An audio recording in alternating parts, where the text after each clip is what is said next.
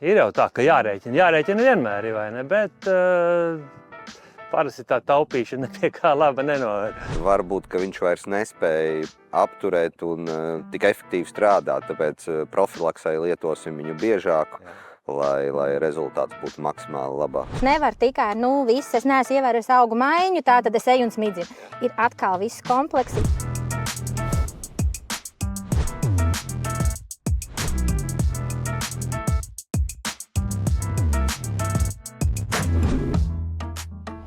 Esiet sveicināti, Latvijas mācās 3. sezonas 4.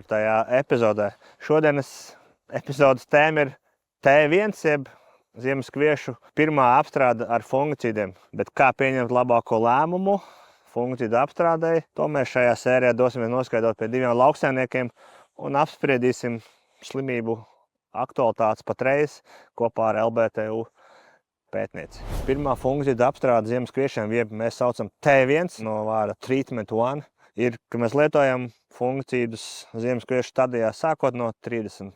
attīstības stadijas līdz pat 37. līdz 39. stadijai. To brīdi ir 31, 32 ziemaskviešiem. Kādreiz T1 varbūt nelietojām, vispār likās, ka nevajag, bet tomēr rādīja, ka vajag. Gadi parādīja savējo, ka tomēr vajadzīgs. Parasti mēs veicam 2 fungicīdu apstrādes un cenšamies ievērot augu seku, lai nav atkārtoties sējumi, lai varētu tos fungicīdu varbūt mazākām devām strādāt. Parasti veic 2 apstrādes, pirmo un otro apstrādi. Jā. Tomēr drošības pēc lieku vienmēr to pirmo apstrādi. Tur var skatīties vienkārši pēc slimībām, viņas ir vai nav, un tad izvēlas, cik dārgu to fungicīdu iegādāt, vai dārgāk vai lētāk. Tā ir pēc pieredzes, ka fungicīds vienmēr ir atmaksājies. Cik parasti tāds fungicīdu apstrādes Latvijā mēs ziemaskviešiem parasti veicam? Vai no slimību viedokļa, kā mēs varētu teikt, cik tās apstrādes būtu vajadzīgas? Parasti ir 2. 2, jā. Tā ir, citi jau arī 3. reizi vēl uzliek. Un ir arī kas vienreiz. Un ir arī kas vienreiz. Un, ja es skatos no slimību viedokļa, tad, manuprāt, tā viena būtu arī tā pietiekamā. Pēc tā, kas mums pētījumos ir sanācis un skatoties tīri no slimību viedokļa, tā ir viena reize. Galvenokārt priekšaugu skatos un laikapstākļus arī. Mitrāks, sausāks, pēdējie gadi jau mums ir tādi sausāki laikam. Ja sanāk atkārtot sējums kvieši pēc kviešiem, tad kaut kādus dārgākus, stiprākus fungicīdus lietojam. Parasti 2 mezglu stadijā lieku. 2 mezgli varbūt bišķi vairāk, kad paaudzēs. To jau skatās uz lauka, kas tur notiek, vai ne? Ja tur neaug nekas, stāv zieds, tad neko arī nedara. Var jau eksperimentēt, bet es tomēr darīšu tā kā vienmēr, vai ne? Nezinu, it kā ir jau tā, ka jārēķina vienmēr, vai ne? Bet parasti tā taupīšana pie kā laba nenoved. Jādara viss, kā jādara, un tad jau kaut kas arī iznāk. Protams, pirmais ir jāskatās, kas vispār ir pēc ziemas noticies. Jo, protams, tagad paskatoties, mēs tās slimības tur varam ieraudzīt. Tos mēs apstīsimies pēc brīža. Tās mēs apstīsimies. Nākamais ir apstākļi, kādi ir šobrīd. Meteoroloģiskie apstākļi. Apstākļi, lai tā slimība attīstītos. Lai slimība attīstītos, jo tas, ka viņi tur uz apakšējām lapām vēl nenozīmē, ka viņi spējīgi kaut ko nodarīt. Ja mēs paskatāmies 2 nozīmīgākās, kas mums ir, tā ir kviešu lapu pelēku plankumainība, tai noteikti ir lietaino dienu skaits. Regulārs lietutiņš katru dienu pa bišķim. Šogad ir 2 reizes līdz no apļu sākuma, labi, tas neskaitās. Bet dzeltenu plankumainībai, protams, ir arī jāskatās, kāds ir bijis priekšaugs, cik daudz viņi ir turp saglabājusies, un tālāk arī šīs temperatūras. Piedodiet, dažas dienas, kas bija plus 20, vēl nepaspēja viņu kārtīgi pamodināt. Un viņi turpatās arī dzīvojās. Protams, ja mēs paskatāmies vēl drusciņu tālāk, nākamā, kas ir graudzāļu miltrasa, dzeltenā rūsa, tā nav šobrīd, bet ja šķirne būtu ieņēmīga, tā ir šķirne. To visu nosaka šķirne. Tās 2 šķirnes. Jā. Cik nozīmīga augsnes apstrāde, jo lauksaimnieki ir kas ar, ir kas saka ne ar. Dzeltenplakumainība ir sevišķi. Dzeltenplakumainība ir sevišķi, tāpēc, kad ierosinātājs saglabājās auga atliekās. Salmos vecajos. Vecajos salmos, tie, kas ir palikuši augsnes virskārtā, no kā ir Tātad asku sporas ir spējīgas lidot un Bet, lai inficēt. tas askas pāris lidot inficētu, vajag siltumu. Protams. Kura nav? Kam nepatīk siltums?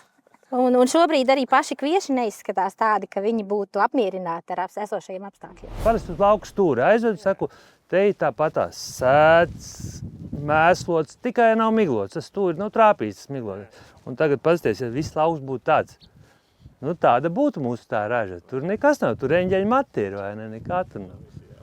Ja tev jārunā par šo 2026. gadu, ieteikums lauksaimniekiem, kurš prasa, nu, Klau, es tā gribu, man veikt vai neveikt, ko tu teiktu? Šajā brīdī? Nu, šajā brīdī, jā.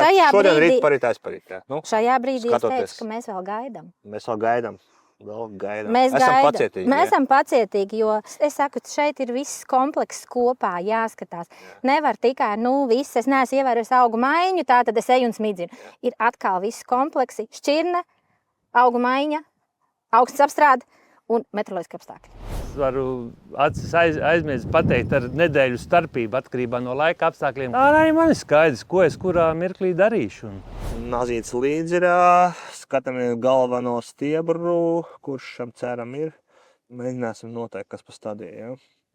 Nu, lūk, šeit ir 32. Pirmais mezgas un jau šis pirmais un jau otrais vārpa šeit. 32. stadija galvenajiem dzinumiem, bet sāndzinumiem, protams, ka vēl netuvu nav. Pēdējo 5 līdz 7 gadu pētījumi, kas ir veikti Latvijā par fungicīdu apstrādi tieši ziemas kviešos, secinājumi vieni, ka jo mēs nedaudz vēlāk, ja būsim pacietīgāki tieši ar T1 apstrādi, jo būs labāki rezultāti. Ne katrs gads ir vienāds, bet tāpat reiz tendence arī ir nesteigties ar T1 apstrādi. Drīz būs siltums un mitrums, cerams, tad 37. stadija drīz atskries, un parasti tā arī tā labākā stadija tieši T1 apstrādē līdz 37. un pat varbūt arī līdz 39. kad karoga lapa ir parādīsies. Un tagad ir uz atsevišķām lapām. Atkal ir vecās lapas, kas ir pēc pārziemošanas. Jā, tur ir. Kur ir dzētana plankumainības smuki plankumiņi. Bet viņi ir neaktīvi, ja, kā teica. Šobrīd es neticu, ka viņi veido spors tur. Jā. Un pelēka plankumainība te ir uz pavisam vecajām lapām. Jā. Jā. Un ja mēs paskatāmies jaunāku lapu, ja, kas ir šī gada lapa, tā eleganti tīra. Par to iet runa. Tad nav pa vēlu. Cits saka, es gribu, lai man tās pazīmes nemaz arī neparādās profilaks. Ar šīm abām slimībām arī ir tā, ka dzeltenu plankumainību pēc inficēšanās simptomus mēs ieraudzīsim ātri. Jā. Pelēka plankumainībai simptomi parādīsies varbūt pēc 20 dienām. Respektīvi, ja ir runa par šķirni, kas nāk no rietumiem, kur pelēka plankumainība ir izplatītāka, mēs sekojam līdz, kādi ir meteoroloģiskie apstākļi. Lietaino dienu skaits, tepat nav nokrišņu daudzums. Nav milimetru daudzums, bet cik regulāri līst. Un tikai tad ir runa par to, ja tādas dienas ir daudz. Tāpēc arī 25. gadā bija pelēkā, jo tur regulāri mums visu vasaru lija. Sākot no māja tā līdz. Jā, un tur bija tās, jo lai tās no piknīdām sporas tiktu ārā, vajag lietus šļakatas, kas viņas izsit ārā. Esam pacietīgi, gaidām varbūt 33. stadiju un vairāk, vērojam apstākļus. Un tad veicam smidzināšanu tie, kas ir plānojuši. Tā kā esam ļoti pacietīgi. Tu neuzliksi, un pēc tam būs. Citu gadu, oi, kāpēc tu liki? Zini, kā nepavēl teiciens, kāpēc kara visi gudri, jā. Nē, ir jau arī tā, vai ne? Cits saka, es tur neko nedarīju, man ir tikpat labi kā tiem, kas darīja, bet, parasti tā nav tas, bet ir gadi, kad paveicās. Tad Latvijas mācās iesaka izvērtēt sekojošus faktors, kas ir kviešu attīstības stadija, kādi ir meteoroloģiskie apstākļi dotajā brīdī, kāda ir augsts apstrāde bijis mūsu ziemas kviešiem, tāpat arī kāds ir priekšaugs un galu galā kāda ir šķirne, vai tā ir slimība ieņēmīgāka vai tomēr izturīgāka. Noteikti šos faktorus izvērtējiet pirms veiciet T1 smidzinājumu.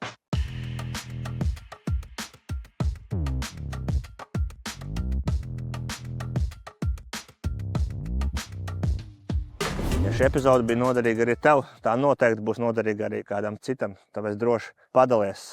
Un, ja tev grūtības pieņemt lēmumu par T1, droši sazinies ar Latrapas agronomiem, viņi noteikti tev palīdzēs. Un gaida epizodi par T2.